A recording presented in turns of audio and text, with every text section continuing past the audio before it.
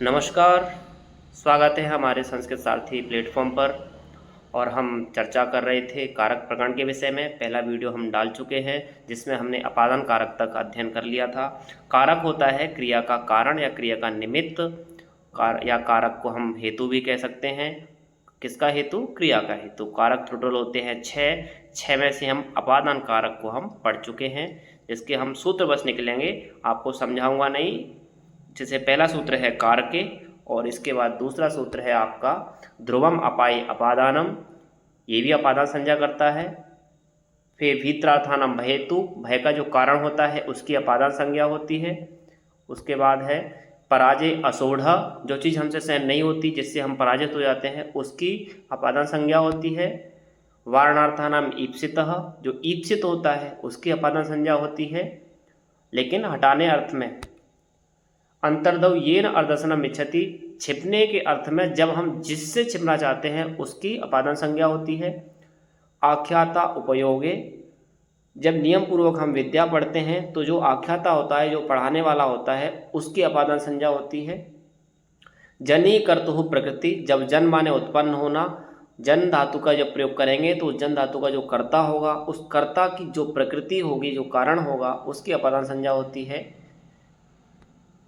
भुवः प्रभव, जब भू धातु का हम प्रयोग करेंगे तो उस भू धातु का जो कर्ता होगा और उस कर्ता का जो प्रभव उत्पत्ति स्थान होगा, उसकी अपादान संज्ञा होगी।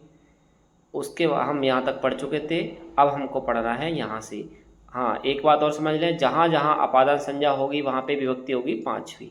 लेकिन आज हमारा टॉपिक है संप्रदान संज्ञा का, तो जहाँ जहाँ संप्रदान संज्ञा होगी वहाँ वहाँ विभक्ति होगी आपकी चौथी। कौन सी विभक्ति होगी? चौथी।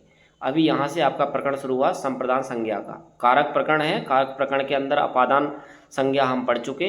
अब हम पढ़ रहे हैं संप्रदान, जिसमें विभक्ति होती है चौथी।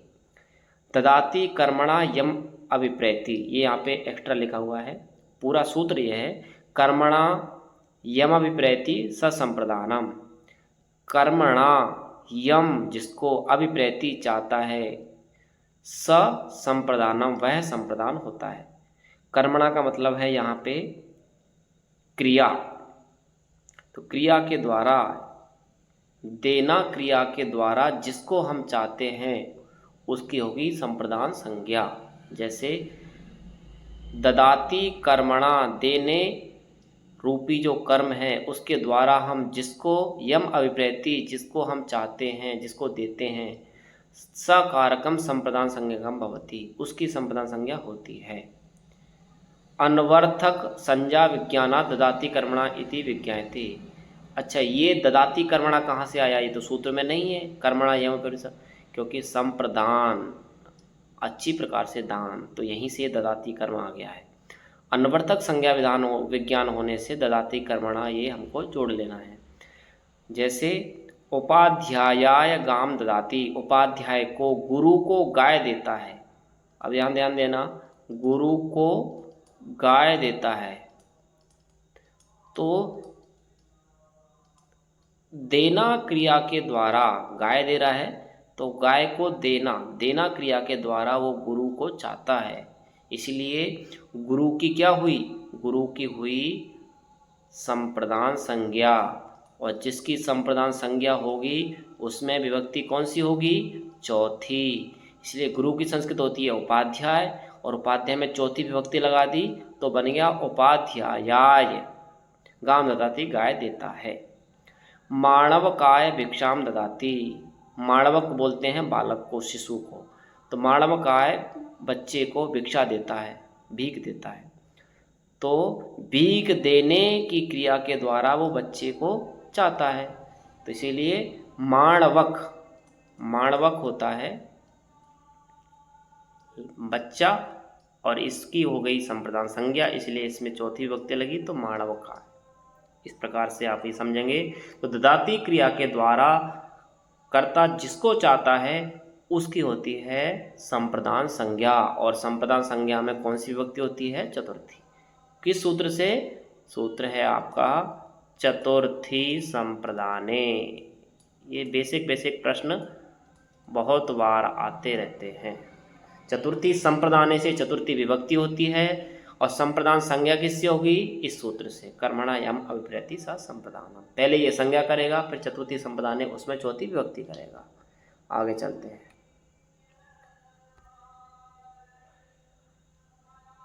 प्रीयमाणः, पूरा सूत्र है रुच्यार्थानाम प्रीयमाणः के रुचि अर्थानाम धातूनाम प्रयोगे। रुचि अर्थ वाली धातुओं का जब हम प्रयोग करेंगे, यह प्रीयमाणः, जो तर्पमाण है, जो तृप्त हो रहा है या जिसको अच्छा लग रहा है, तत्कारकम, उसकी संप्रदान संज्ञा होगी। प्रकरण संप्रदान का है तो यहाँ संप्रदान लिखने की जरूरत नहीं है, वहीं से अनुवृत्ति ले ली जाती है, अध्यार कर लिया जाता है। तो रुचि अर्थानाम प्रियमाणः, रुचि अर्थ वाली, रुचि माने इंटरेस्ट, जो चीज़ अच्छी लगे। तो रुचि अर्थानाम के रुचि अर्थ वाली क्रियाओं का जब हम प्रयोग करेंगे, तब जो चीज़ हमें प्रियमाण है, जो चीज़ हमें अच्छी लग रही है, मतलब प्रियमाणः, जिसको वो अच्छी लग रही है, जिसको अच्छी लगेगी उसकी क्या होगी? उसकी हो जाएगी संप्रदान संज्ञा। और बताइए, संप्रदान संज्ञा होगी तो क्या होगा? उसमें हो जाएगी चतुर्थी विभक्ति। कौन सी? चतुर्थी विभक्ति। अब देखिए, देवदत्ताय रोचते मोदकः, देवदत्त को मोदक अच्छा लगता है, लड्डू अच्छा लगता है। किसको अच्छा लग रहा है? देवदत्त को। तो देवदत्त, जिसको अच्छा लगेगा उसकी होगी संप्रदान संज्ञा। संप्रदान संज्ञा होने से उसमें चौथी विभक्ति होगी। तो देवदत्त को अच्छा लग रहा है, तो देवदत्त में चौथी विभक्ति हुई, तो देवदत्त की चौथी विभक्ति बनती है देवदत्ताय। यज्ञ दत्ताय स्वदते अपूपः, यज्ञ दत्त को अपूप माने पुए अच्छे लगते हैं, तो जिसको अच्छे लग रहे हैं उसमें हो गई चतुर्थी विभक्ति, क्योंकि संप्रदान संज्ञा हुई। किस सूत्र से संप्रदान संज्ञा हुई? रुच्यार्थानाम प्रियमाणः कि रुचि अर्थ वाली धातु के साथ। यहाँ पे देखें, यहाँ पे तो रुचि क्रिया का ही प्रयोग कर दिया है, लेकिन यहाँ पे स्वदते का प्रयोग किया है। स्वदते का मतलब भी होता है अच्छा लगना। तो रुचि धातु का तो प्रयोग होगा ही, और इसके अलावा भी इस अर्थ में जितनी भी धातुएं हैं, जिसका भी प्रयोग होगा, तो जिसको चीज़ें अच्छी लग रही हैं उसकी हो जाएगी संप्रदान संज्ञा, और संप्रदान संज्ञा होने से चतुर्थी विभक्ति हो जाएगी उसमें। तो यज्ञ दत्त को पुए अच्छे लगते हैं, तो यज्ञ दत्त की जगह चतुर्थी विभक्ति हुई यज्ञ दत्ताय। अन्य कर्तिको अभिलाषः रुचि,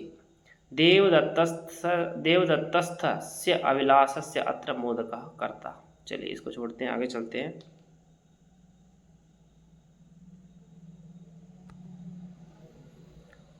जीप्समानः, सूत्र पूरा ये है, स्ला हुनुंग स्था सपाम जीप्समान।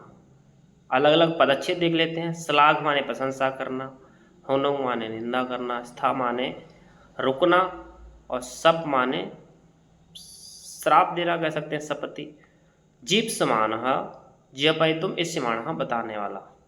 तो यहाँ पे देखते हैं पूरा अर्थ। श्लाघ, हुनुंग, स्था, सप, ये क्रियाएं हैं। तो जब इन क्रियाओं का प्रयोग करेंगे, तो इन क्रियाओं का प्रयोग करते समय यो जीप्समानः, जो बताना चाह रहा है या जिसके बारे में जो बताना चाह रहा है, तत्कारकम, उसकी होगी संप्रदान संज्ञा। श्लाघ का जैसे स देवदत्ताय श्लाघते, वह देवदत्त की प्रशंसा करता है। तो किसकी प्रशंसा हो रही है? देवदत्त की। सह देवदत्तम श्लाघमानः ताम श्लाघाम तमेव ज्ञापयितुम इत्यर्थ। ये कह रहे हैं कि वह देवदत्त की प्रशंसा कर रहा है, लेकिन क्यों कर रहा है? ताम श्लाघाम तमेव ज्ञापयितुम, उस प्रशंसा को उसी को सुनाने के लिए, किसी और को नहीं। तब ये वाला प्रयोग करेगा। देवदत्त की प्रशंसा देवदत्त के मुंह पे ही कर रहा है, उस समय ये बना देवदत्ता या हुनुते, देवदत्ता की निंदा करता है, या तो देवदत्त के सामने ही ये बोलता है। स देवदत्तम अपनयनमानः, वह देवदत्त का अपमान करते हुए या अपना अपमान सा इंसल्ट करते हुए, और वो इंसल्ट क्यों कर रहा है? उसी को बताने के लिए, देवदत्त को। स देवदत्ताय तिष्ठते, स देवदत्ते तिष्ठमानः ताम आस्थाम तमेव ज्ञापयितुम इच्छति, वह देवदत्त के लिए रुकता है, लेकिन वो देवदत्त को दिखाता भी है कि मैं तेरे लिए रुका हूँ। इस अर्थ में कौन सी होगी? ये बताना, उसी को बताना चाह रहा है। जब जीप्समानः, इसीलिए क्या होगी? जिसको बताना चाह रहा है उसकी होगी संप्रदान संज्ञा। जिसको बताना चाहेंगे उसकी क्या होगी, संप्रदान संज्ञा। संप्रदान संज्ञा होने से क्या होगा, चतुर्थी विभक्ति। जैसे यहाँ पे देवदत्त को बताना चाह रहा था, इसलिए देवदत्त की हुई। यहाँ पे भी देवदत्त को बताना चाह रहा था, और जहाँ पे यजदत्त को बताना चाहेगा तो वहाँ पे यजदत्त को होगी। चलिए आगे चलते हैं हम। उत्तमर्णः पूरा है, धारेरुत्तमर्णः। धा ध्री माने धारण करना, उसी का भी यहाँ प्रयोग कर दिया। धारेः उत्तमर्णः। ये कह रहा है कि जब हम धारी धातु का प्रयोग है, धारयति माने धारण करता है, तो धारी धातु का प्रयोग करेंगे हम तो उत्तमर्णो अर्थः, जो ऋणदाता है, उत्तम ऋण, उत्तमर्ण, तो जो ऋणदाता है उसकी हो जाएगी संप्रदान संज्ञा। धारयति माने लेता है या ग्रहण करता है, तो जब हम धारयति क्रिया का प्रयोग करेंगे तो जो ऋणदाता है, उत्तमर्ण माने ऋणदाता, ऋण देने वाला, तो उस ऋणदाता की क्या हो जाएगी, उत्तमर्ण की क्या हो जाएगी, संप्रदान संज्ञा। और संप्रदान संज्ञा होने से उसमें विभक्ति हो जाएगी आपकी चौथी। किस में विभक्ति चौथी होगी, ऋण देने वाले में। सह देवदत्ताय शतम धारयति, वह देवदत्त के 100 रुपये ले रखे हैं, उसने लेता है देवदत्त से, तो ऋण देने वाला देवदत्त हुआ। कस्य च उत्तमम ऋणम, यदीयम धनम, जिसका धन है, यो धन स्वामी, जो धन का स्वामी है, स उत्तमर्ण, वह उत्तमर्ण कहलाता है। तो जो ऋणदाता होगा और जिससे ऋण लेंगे हम, उसकी हो जाएगी संप्रदान संज्ञा, और संप्रदान संज्ञा होने से उसमें चतुर्थी विभक्ति हुई। आगे चलते हैं। स्पृहेरीप्सितः, ये कह रहा है स्पृहदात, स्पृह माने स्पृहा करना, तो स्पृह धातु का जब हम प्रयोग करेंगे तो जो ईप्सित है, जो चीज़ अभिप्रेत है, जो चाहिए हमको, जो इच्छित है, जो हमारी चीज़, उसमें हो जाएगी संप्रदान संज्ञा। जैसे सह वह पुष्पेभ्य स्पृहति, पुष्पों से बहुत स्पृहा करता है, बहुत प्रेम करता है।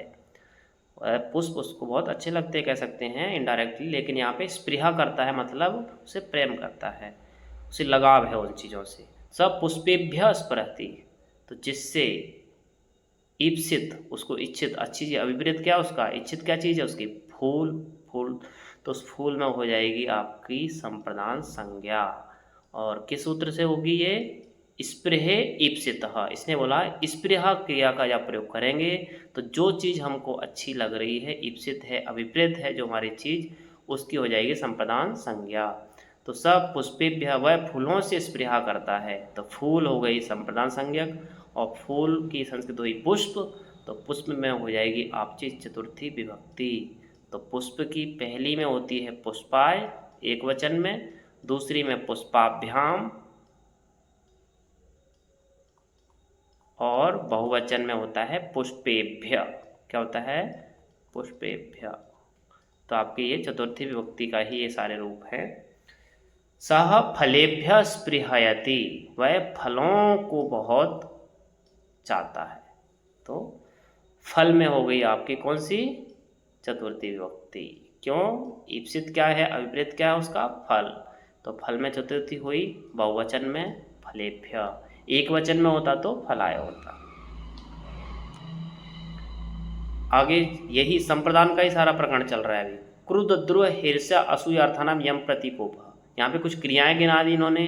क्रुद्ध माने क्रोध करना, द्रोह माने द्रोह करना, ईर्ष्या करना, असूयवार्थ माने दोष निकालना, यहाँ पे जोड़ दिया इन्होंने अर्थानाम, कि क्रोध करना, द्रोह करना, ईर्ष्या करना, दोष निकालना, अर्थ वाली जब क्रियाओं का हम प्रयोग करेंगे तो यम प्रतिकोपः, जिसके प्रति हमारा कोप है, गुस्सा है, या क्रोध है, या द्रोह है, या असूय है, जिसके हम दोष निकाल रहे हैं, तो जिसके प्रति हमारा गुस्सा है या क्रोध है, यम प्रतिकोपः, जिसके प्रति है, उसकी होगी संप्रदान संज्ञा।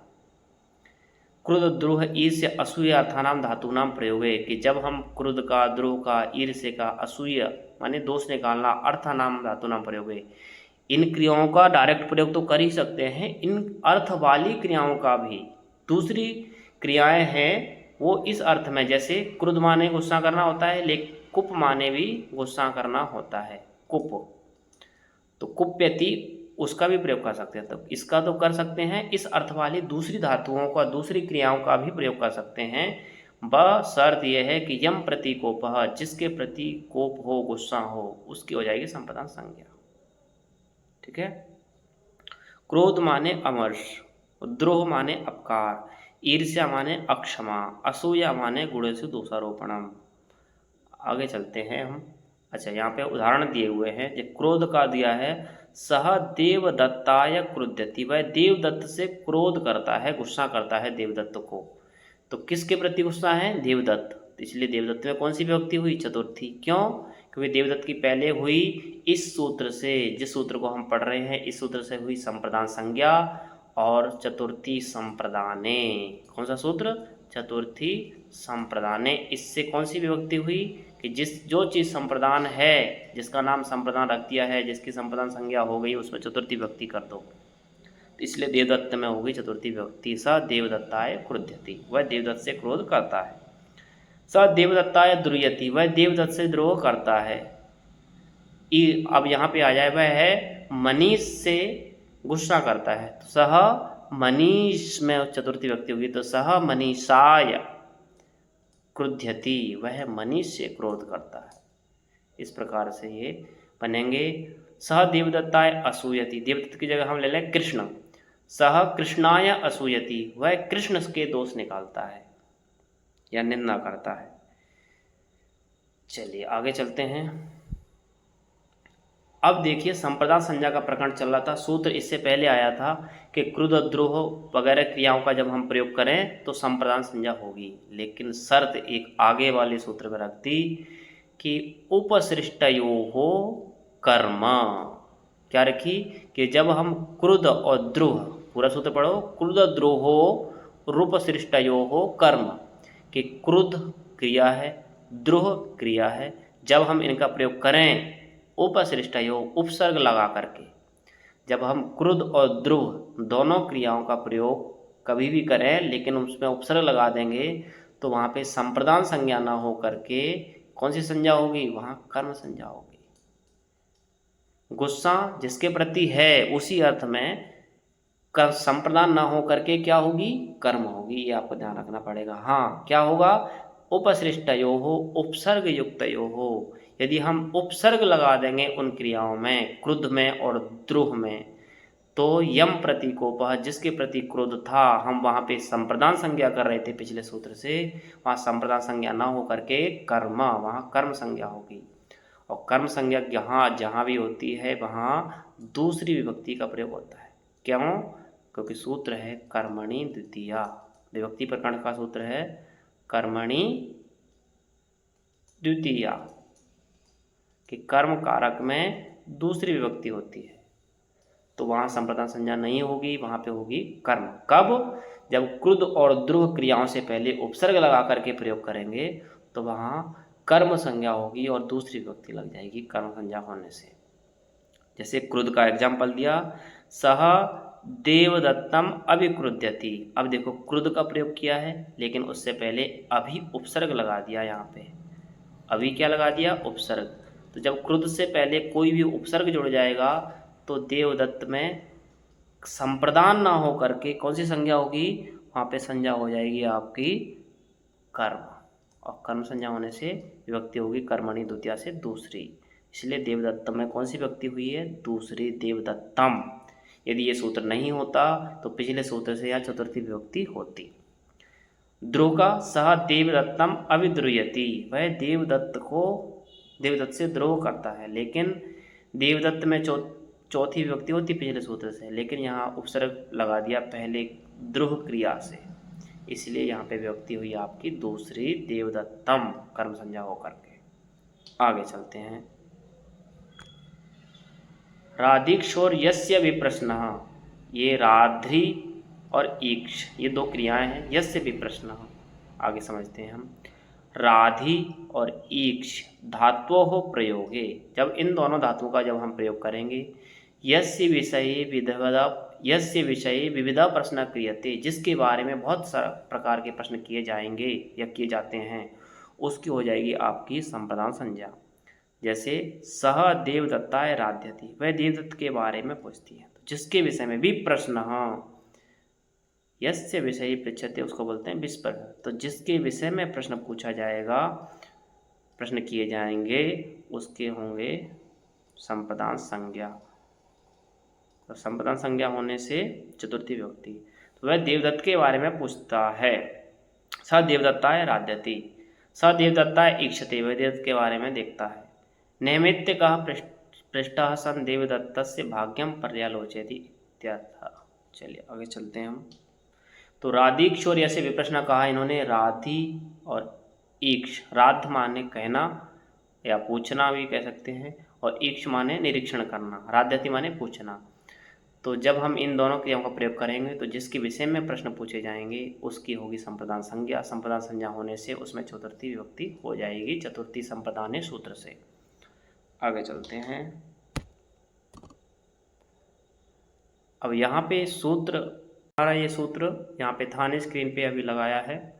प्रत्यांभ्यांग श्रुवः पूर्वस्य कर्ता, ये सूत्र कहता है, यहाँ पे इसका अर्थ दिया है सरल भाषा में कि प्रति उपसर्ग हो और श्रु क्रिया का लगाई हो उसमें, या फिर आंग उपसर्ग लगा करके श्रु धातु का प्रयोग किया हो। तो यस्मई वचनम दीयते, जिसको वचन देते हैं, यस्मई माने जिसको, अब यहाँ ध्यान देंगे, यस्मई वचनम दीयते, जिसको वचन दिया जाता है, तत्कारकम, उसकी होगी संप्रदान संज्ञा। यथा देवदत्ताय गाम प्रति शृणोति, देवदत्त को गाय देने का प्रतिवचन देता है। देवदत्ताय गाम आशृणोति, देवदत्त को गाय देने की प्रतिज्ञा करता है। तो प्रत्यय आंग व्यांग श्रुवः पूर्व से कर्ता का ये सरल सा अर्थ है। आगे चलते हैं। अच्छा, यहाँ पे हमें ये समझ लेना है देवदत्त में चतुर्थी विभक्ति क्यों हुई, क्योंकि हमारे इस सूत्र ने बोला है कि जिसके प्रति वचन दिया जाएगा उसकी होगी संप्रदान संज्ञा, और जहाँ जिसकी होगी संप्रदान संज्ञा वहाँ होगी चतुर्थी विभक्ति। तो देवदत्त को वचन दिया था गाय देने का, और यहाँ भी देवदत्त को वचन दिया गया था गाय देने का। यहाँ पे प्रति उपसर्ग पूर्वक श्री धातु का प्रयोग भी है, यहाँ आंग उपसर्ग पूर्वक श्री धातु का प्रयोग है। आगे चलते हैं। अनुप्रतिगृणश्च, उस पिछले सूत्र की इसमें अनुवृत्ति आ रही है कि अनुप्रतिभ्याम, अनु या प्रति उपसर्ग से बाद में गृणाते धातु प्रयोगेपि, जब गृणाते गिरी धातु का प्रयोग करेंगे तो यह पूर्वस्य कर्ता, जो पूर्व का कर्ता है, तत्कारकम अब संप्रदान संज्ञकम भवति, उसकी संप्रदान संज्ञा होती है। तो यहाँ पे हो गया होत्रे अनुगृणाति, होत्रे प्रति गृणाति। तो यहाँ होता में चतुर्थी विभक्ति है, यहाँ भी होता में शब्द है होता, और इसकी चतुर्थी विभक्ति है एक वचन में होत्रे। होत्रे अनुगृणाति, होत्रे प्रति गृणाति, होता प्रथम संसति तम अन्यः प्रोत्साहयति इत्यर्थ। होता पहले खुद बोलता है, फिर दूसरों को प्रोत्साहित करता है। तो पहले क्रिया का कर्ता कौन हुआ, होता प्रथम संसति, पहले तो खुद अब बोल रहा है, इसलिए होता हुआ पहली क्रिया का कर्ता, पूर्वस्य कर्ता, पूर्व क्रिया का कर्ता हुआ होता। और होत्रे अनुगृणाति, उस होता के बाद दूसरे बोलते हैं, तो इस होता में हो जाएगी आपकी चतुर्थी विभक्ति। अनुपूर्वः प्रतिपूर्वश्च गृणाति संसितुः प्रोत्साहने इत्यर्थ। अनु उपसर्ग पूर्वक या प्रति उपसर्ग पूर्वक जब गृह धातु का प्रयोग करते हैं तो बोलने के लिए प्रोत्साहन अर्थ में ही करते हैं। आगे चलते हैं। अब हमारा संप्रदान संज्ञा खत्म हुई। संप्रदान संज्ञा का हम शॉर्ट में रिवीजन करेंगे।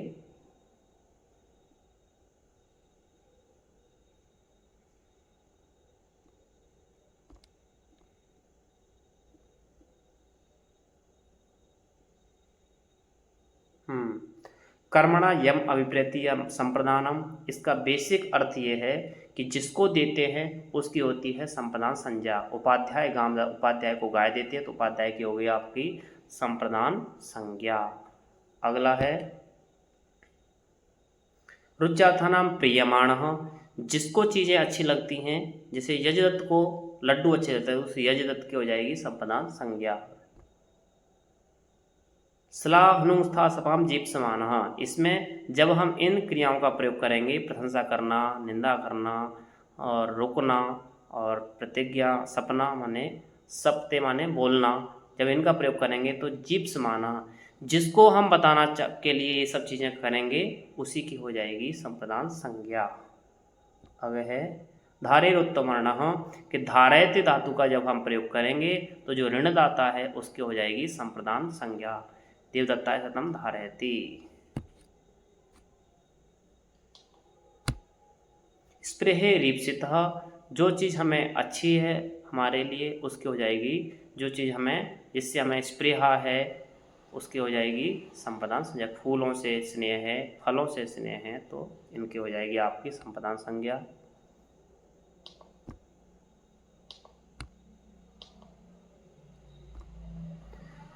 क्रुद्रुह ईर्ष्या असूयार्थानाम यम प्रति कोपः, इसमें बोल रहे हैं कि क्रुद्र इन अर्थ वाली धातुओं का जब हम प्रयोग करेंगे तो जिसके प्रति गुस्सा होगा उसकी होगी संप्रदान संज्ञा और उसमें होगी चतुर्थी विभक्ति। आगे लेकिन वही यदि उन्हीं क्रियाओं का प्रयोग क्रुद्ध और द्रुह का हम उपसर्ग लगा करके करेंगे तो वहां पे संप्रदान संज्ञा ना हो करके वहां होगी कर्ण संज्ञा। जिसके बारे में प्रश्न पूछेंगे उसकी होगी संप्रदान संज्ञा। जिसको हम देने का वचन देंगे उसकी होगी संप्रदान संज्ञा। अनुप्रतिगणश्च, यहाँ भी यही है कि पूर्व का जो करता है, पूर्व क्रिया का जो करता है, कि होता पहले अपने आप बोलता है फिर दूसरों को प्रोत्साहित करता है, तो होत्रे अनुगृणाति, होता को बोलने के लिए बोल रहा है, तो लेकिन होता पहले अपने आप बोलता है तब बोलने के लिए बोलता है, इसीलिए पहली क्रिया का कर्ता भी वही था और इसीलिए होता में हुई आपकी चतुर्थी विभक्ति, क्योंकि संप्रदान संज्ञा होने के बाद। अब यहाँ से हमारा करण संज्ञा प्रकट। देखिए सबसे पहले हमने अपादान पढ़ लिया जिसमें 5 विभक्ति होती थी, उसके बाद हमने पढ़ा चतुर्थी विभक्ति वाला संप्रदान, अब हम पढ़ रहे हैं तीसरी विभक्ति वाला करण। तो हम नीचे से बेसिकली ऊपर की तरफ जा रहे हैं। साधक तमम करणम, कि क्रिया की सिद्धि में जो साधक तमम होता है, सबसे ज़्यादा सहायक होता है, साधक तम होता है, उसकी होती कर्ण संज्ञा। देवदत्तो दात्रेण लुनाति, देवदत्त दांती से काटता है, तो काटने का साधक क्या है, साधन क्या है, तो वो हो गया आपका दात्री। तो उस दात्री की हुई कर्ण संज्ञा। कौन सी हुई कर्ण संज्ञा, क्योंकि इसने यही तो बोला कि क्रिया की सिद्धि में जो साधक तमम होगा, जो साधन होगा सबसे ज़्यादा, जिस साधन की जरूरत होगी उसकी हो जाएगी कर्ण संज्ञा। कर्ण संज्ञा करने से क्या होगा कि जिसकी होगी कर्ण संज्ञा उसमें हो जाएगी तीसरी विभक्ति। किस सूत्र से, कर्तृ कर्णयोस् तृतीया, कर्तृ कर्णयोस् तृतीया। तो ये सूत्र क्या करता है, ये सूत्र बोलता है कि कर्ता में और करण में तीसरी विभक्ति कर देना। तो यहाँ पे करण संज्ञा हुई, क्रिया के सिद्धि में जो साधन होगा उसकी हो जाएगी करण संज्ञा, और ये सूत्र कहेगा कि जिसकी आपने कर्ण संज्ञा कर दी है उसमें लगा दो तीसरी विभक्ति। तो इसीलिए दात्र, दात्र शब्द ऐसे होता है और जब हम इसमें तीसरी विभक्ति बोलते हैं तो ऐसे बन जाता है। ठीक है, तो देवदत्तो दात्रण लुनाति, इसका हम सीधा एग्जाम्पल ऐसे ले लेते हैं। विद्यार्थी बस से विद्यालय आते हैं, तो छात्र बस यान, बस यान से विद्यालय आते हैं, तो बस यान, लेकिन बस यान से, बस यान होगा साधन आने का, तो उसमें हो जाएगी तीसरी विभक्ति बस यानेन, क्योंकि साधन को ही क्या बोला उन्होंने, साधक तमम करण, करण बोला है, और करण में कौन सी विभक्ति होगी, कर्तृ कर्णयोस् तृतीया, तीसरी विभक्ति होगी, तो इसमें हुई तीसरी विभक्ति।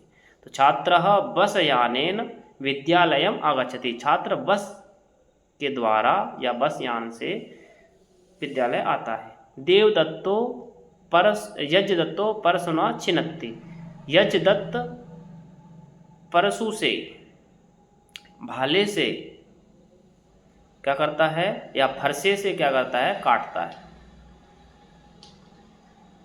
तो यजदत्त परसुना छिन्नत्ती, काटने का साधन क्या उसने लिया, परसु, परसा या भाला कह सकते हैं, जो परसा बोलते हैं वैसे। और तो इसकी तीसरी व्यक्ति हो गई इसमें, क्यों, क्योंकि इसकी साधन में हो गई, या इसकी कर्ण संज्ञा होने से इसमें विभक्ति हुई तीसरी। आगे चलते हैं।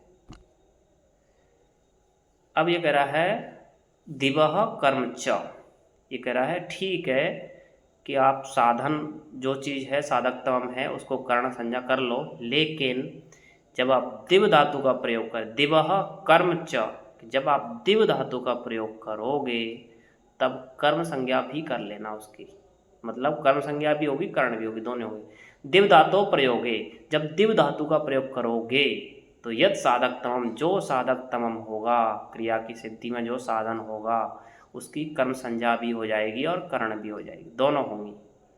अच्छा, कर्म संज्ञा होने से मैंने बताया था कौन सी व्यक्ति होती है, दूसरी, और कर्ण संज्ञा होने से कौन सी व्यक्ति होती है, तीसरी। अच्छा, ये दिव क्या है, दिव माने होता है, ये दिव है, इस दिव का मतलब होता है चमकना, और दिव का मतलब होता है जुआ खेलना। तो इस दिव ऐसे होता है, और इसका जब हम रूप चलाते हैं तो दिव्यति रूप चलता है। दिव्यति का मतलब होता है खेलना भी होता है, चमकना भी होता है, जुआ खेलना वगैरह होता है इसका। तो जब हम कहेंगे सो अक्षान दिव्यति, स अक्षान दिव्यति, वह अक्ष कहते हैं पासे को, तो वह पासों से खेलता है। और यहाँ पे हुआ सो अक्षर दिव्यति, वह पासों से खेलता है। दोनों का मीनिंग सेम है, लेकिन दोनों का विभक्ति अलग अलग यूज करके दोनों ही प्रयोग सही बनेंगे। वह पासों से, या फिर हम कह सकते हैं अक्ष माने जुआ मान लेते हैं हम, अक्ष माने होता है जुआ, वह जुआ खेलता है, यह है प्रयोग सीधा सा। वह की संस्कृत हुई सह, और अक्ष खेलता है तो अक्षान दिव्यति, वह जुआ खेलता है, सीधा सा हो गया। लेकिन वह अक्षयी खेलती, यहाँ तीसरी व्यक्ति हो जाएगी। क्यों, इसने कहा कि जब आप दिव धातु का प्रयोग करोगे तो जो साधक तमम है उसकी कर्म भी संज्ञा होगी, कर्ण भी होगी। जब कर्म संज्ञा होगी तो यहाँ पे दूसरी व्यक्ति हो गई है, जब कर्ण संज्ञा होगी तो यहाँ पे तीक्षी। दूसरी व्यक्ति बनता है अक्षान, संधि हो रखी वहाँ पे इसलिए आपको दिख नहीं रहा है, और तीसरी व्यक्ति में होता है अक्षयी, ये भी दूसरी व्यक्ति का बहुवचन है, ये तीसरी व्यक्ति का बहुवचन है। तो इस प्रकार से हमने पिछले सूत्र में पढ़ा था, इस वाले में आया साधक तमम कर्णम, कि क्रिया की सिद्धि में जो साधक तमम होगा, जो साधन सबसे ज़्यादा जरूरत का होगा, उसकी हो जाएगी कर्ण संज्ञा। लेकिन अगले ही सूत्र ने बोल दिया दिव धातु का जब प्रयोग करोगे तो उस साधक तमम की कर्म संज्ञा भी होगी, कर्ण तो होगी। तो इसीलिए यहाँ पे दूसरी और तीसरी दोनों व्यक्ति का यूज किया गया है। अब आगे है संप्रदान संज्ञा विकल्प से होगी। अन्य तरस्याम का मतलब होता है ऑप्शनल, कि परिक्रयणे संप्रदानम अन्य तरस्याम। परिक्रयण माने खरीदना, तो परिक्रयण खरीदने अर्थ में संप्रदानम अन्य तरस्याम, कि संप्रदान भी होगी संज्ञा विकल्प से। परिक्रयणे अर्थे, खरीदने के अर्थ में वर्तमानम, जो साधक तमम कारक है, जो साधन है, तद विकल्पेन संप्रदान संज्ञकम भवति, वह विकल्प से होगा। अब देखिए, खरीदने का कोई साधन है, उसमें साधक तमम कर्णम से तीसरी व्यक्ति हो जाती, क्योंकि साधक की ही कर्ण संज्ञा हो जाएगी साधन की, और उस साधन में ही हो जाएगी तीसरी विभक्ति। लेकिन यहाँ पे कह रहा है लेकिन खरीदने में जो साधन है का प्रयोग कर रहे हो आप, उसकी विकल्प करके संप्रदान संज्ञा भी कर लेना। तो एक कर्ण तो होगी ही और एक संप्रदान। तो यहाँ पे हुई तुमको सताय 100 रुपये से परिक्रीता खरीद लिया गया है। तुम्हें सताय 100 रुपये से, चतुर्थी व्यक्ति यूज है यहाँ पे, ध्यान देना। और चतुर्थी व्यक्ति कहाँ लगती है, संप्रदान में। अभी हम पिछले सूत्रों में पढ़े थे ना, तुम शताय परिकृतो अनुब्रूहि, तुम 100 रुपये के द्वारा खरीद ले गए हो। तो खरीदने का कारण या खरीदने का साधन क्या हुआ? 100 रुपये। तो 100 रुपये में संप्रदान संज्ञा हुई है। इसने कहा संप्रदान ऑप्शनल करना, अन्य तरह से हम विकल्प से करना। तो क्या होगी? साथ में एक और हो जाएगी। जब हम इसको नहीं करना चाहेंगे तो हम सत की जगह कर्ण संज्ञा भी कर लेंगे। तो त्वम सतेन परिकृतः, तुम्हें 100 रुपये के द्वारा, तो खरीदने का साधन क्या हुआ? 100 रुपये, तो उसकी कर्ण संज्ञा भी हो जाएगी। त्वम सहस्रेण परिकृतः, तुमको 1000 रुपये में खरीदा गया है। परिक्रयण का मतलब क्या होता है? नियत कालम वेतनादिना स्वीकरणम, कि नियत समय तक वेतन इत्यादि के द्वारा जिसको हम खरीद लेते हैं, जिसको हम लगा लेते हैं। ना अत्यंतकः क्रयः एव, अच्छा इसका खरीदने का मतलब ये नहीं है कि हमने पूरा खरीद लिया है, कुछ समय के लिए हमारा काम करेगा वो। तो खरीदने का साधन यहाँ पे 100 रुपये था। उस 100 रुपये साधन होने की वजह से उसमें तीसरी व्यक्ति होनी चाहिए थी, लेकिन सूत्र ने संप्रदान भी कर दी। संप्रदान संज्ञा होने से उसमें चौथी विभक्ति भी हुई, ये आपने देखा। आगे देखते हैं। आधारो अधिकरणम, कि जो आधार है उसी की अधिकरण संज्ञा हो जाएगी। क्रिया की सिद्धि में जो आधार है उसकी होगी अधिकरण संज्ञा। अधिकरण संज्ञा होने से क्या होगा? सप्तम्यधिकरणे च। अधिकरण संज्ञा से क्या होगा? सप्तम्यधिकरणे च। इस सातवीं विभक्ति, सप्तमी विभक्ति अधिकरण में होती है, सप्तमी अधिकरणे च। तो जो क्रिया की सिद्धि में जो आधार है उसकी संज्ञा हो जाती है अधिकरण, और अधिकरण संज्ञा होने से उसमें सातवीं विभक्ति हो जाएगी इस सूत्र से, सप्तमी अधिकरणे च। तो देवदत्त कटे माने चटाई पर बैठता है। देवदत्तः कटे आस्ते, तो बैठने का आधार क्या है? चटाई, चटाई पे बैठ रहा है। तो कट में कट माने चटाई, और सप्तमी विभक्ति हो गई आधार, आधार की संज्ञा हुई अधिकरण, और अधिकरण में होती है सप्तमी विभक्ति, इसीलिए यहाँ पे सातवीं विभक्ति का यूज किया गया है। देवदत्तः कटे सेते, वह चटाई पे सोता है। देवदत्तः स्थाल्याम पचती, देवदत्त स्थाली में, यहाँ भी सातवीं विभक्ति है। स्थाली की सातवीं विभक्ति होती है स्थाल्याम। तो थाली में पकाता है। पकाने का आधार क्या है? थाली, थाली में तो पका रहा है, तो थाली में सातवीं विभक्ति हो जाएगी। क्यों? क्योंकि इसने बोला आधारो अधिकरणम, कि आधार ही अधिकरण कहलाता है, और जो अधिकरण कहलाएगा उसमें सप्तमी अधिकरणे च, उसमें सातवीं विभक्ति हो जाएगी। तो स्थाली की सातवीं विभक्ति होती है स्थाल्याम। आगे चलते हैं।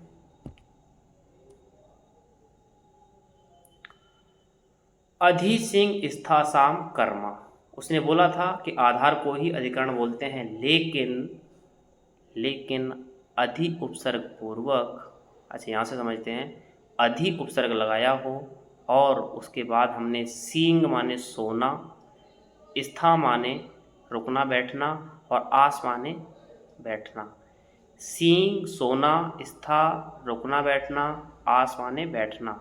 सींग स्था आस, इन धातुओं का प्रयोग करेंगे, लेकिन इन धातुओं का प्रयोग से पहले हम क्या लगाएंगे? अधि उपसर्ग लगा देंगे। यदि तो उसकी आधार की कर्ण संज्ञा ना हो करके, ओ अधिकरण संज्ञा ना हो करके उसकी संज्ञा हो जाएगी कर्म, ये ध्यान देना। तो आधार को वैसे हम अधिकरण बोलते हैं और अधिकरण में सातवीं विभक्ति लगती है, लेकिन जब हम सींग धातु का प्रयोग करेंगे, सींग माने सोना, और जब हम स्था धातु का प्रयोग करेंगे, जब हम आस माने बैठना धातु का प्रयोग करेंगे, और इन धातुओं से पहले हमने उपसर्ग में अधि यदि लगा दिया, तो अधिकरण की आधार, तो आधार की अधिकरण संज्ञा नहीं होगी, वहाँ पे संज्ञा होगी कर्म, और कर्म संज्ञा होने से विभक्ति लगेगी दूसरी, तो सातवीं विभक्ति नहीं लगेगी वहाँ पे, जब इन धातुओं से पहले हम अधि उपसर्ग का प्रयोग करेंगे तब। जैसे देवदत्तो ग्रामम अधिसेते, देवदत्त गांव में सोता है। अब यहाँ ध्यान देना, गांव में आधार है, तो ग्राम शब्द में सातवीं विभक्ति लगनी चाहिए थी, लेकिन क्रिया का प्रयोग किया इन्होंने अधिसेते। क्या प्रयोग किया है? अधिसेते। तो सींग धातु से पहले उपसर्ग लगा दिया इन्होंने अधि, इसीलिए ग्राम आधार तो है, लेकिन उस आधार की अधिकरण संज्ञा ना हो करके ये सूत्र कहेगा कि अदि सिंह स्था असाम कर्म, कि इन धातुओं का अधिकरण की, इन धातुओं के आधार की कर्म संज्ञा होती है, और कर्म संज्ञा होने से विभक्ति लगेगी दूसरी। तो ग्रामम दूसरी विभक्ति जाता। देवदत्तो ग्रामम अधिशते, देवदत्तो ग्रामम अधितिष्ठति, तो गांव में दूसरी विभक्ति इसीलिए हुई है यहाँ पे। देवदत्त पर्वतम अध्यास्ते, यहाँ पर्वत में दूसरी इसीलिए हुई है। पूर्वणे अधिकरण संज्ञायाम प्राप्तायाम कर्म संज्ञा, पूर्व सूत्र से अधिकरण संज्ञा हो रही थी लेकिन इसने कर्म संज्ञा कह दिया है तो कर्म संज्ञा मानी जाएगी। अष्टाध्यायी में ये नियम है, बाद वाला सूत्र ज़्यादा बलवान होता है पहले वाले सूत्र से, तो पहले वाले सूत्र की बात काट देता है बाद वाला सूत्र। आगे चलते हैं।